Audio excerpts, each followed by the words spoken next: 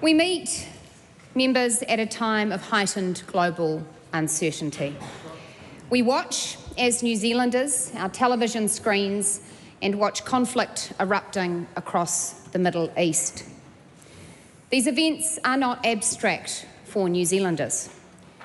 We feel deeply for those affected directly, for the loss of life and the feelings of insecurity are being experienced by people across the Middle East. We feel for those New Zealanders so very far from home and uncertain about how they will return. And we also, Mr. Speaker, contemplate what all of this means for us here at home. And it is clear that the escalating tensions involving Iran place real pressure on global shipping lanes, on energy markets, on fuel prices, and the trade routes that our exporters rely on. And we realise that all of this has potential to flow through to the cost of freight, the price at the pump, and the confidence of businesses the world over in making investment decisions. Now, Mr. Speaker, it is too soon for us to know what those implications will be for New Zealand, nigh actually to know what those implications will be for the world.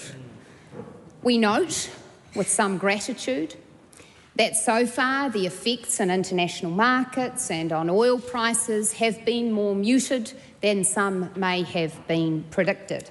But we are conscious that many events are yet to unfold.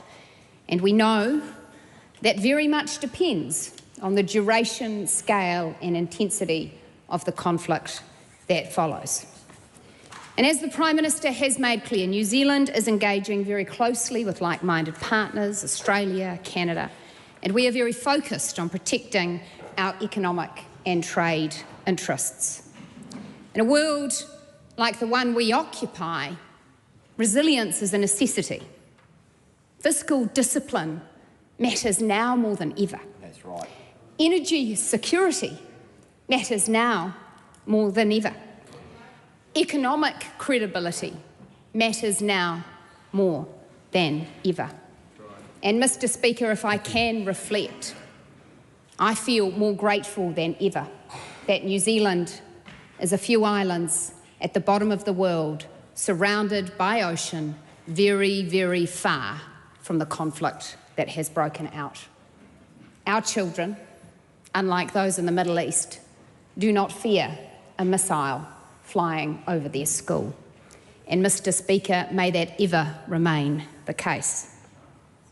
But, Mr. Speaker, when these global risks arise, households don't ignore their budgets. They look carefully at what's coming in, what's going out, how they can buffer against the shocks.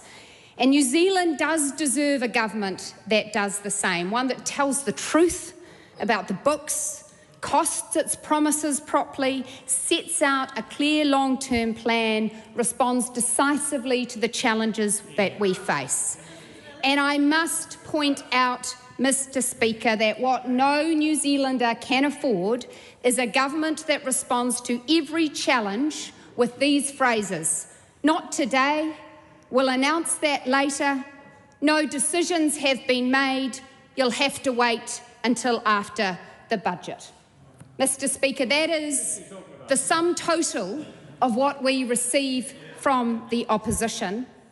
And then what we receive is a desire to change dramatically some of the underlying fundamentals that provide New Zealand's economic security, to rip away the inflation-busting mandate of the Reserve Bank and revert to a policy experiment that corresponded with the period of highest inflation in recent history, 33 months out of target, to recklessly remove the investment boost tax policy that is credited with bringing forward investment in firms, to reimpose the tax policy that corresponded with a period of rents rising excessively and driving New Zealanders into more hardship, to restore, Mr. Speaker, a pay equity scheme with no idea of where the $12.8 billion to fund it would come from, and to say that there is no plan for energy security other than hoping that it rains. Mr. Speaker, I ask this House, please Opposition, take New Zealanders seriously. We are living in a serious time, and that demands a serious response.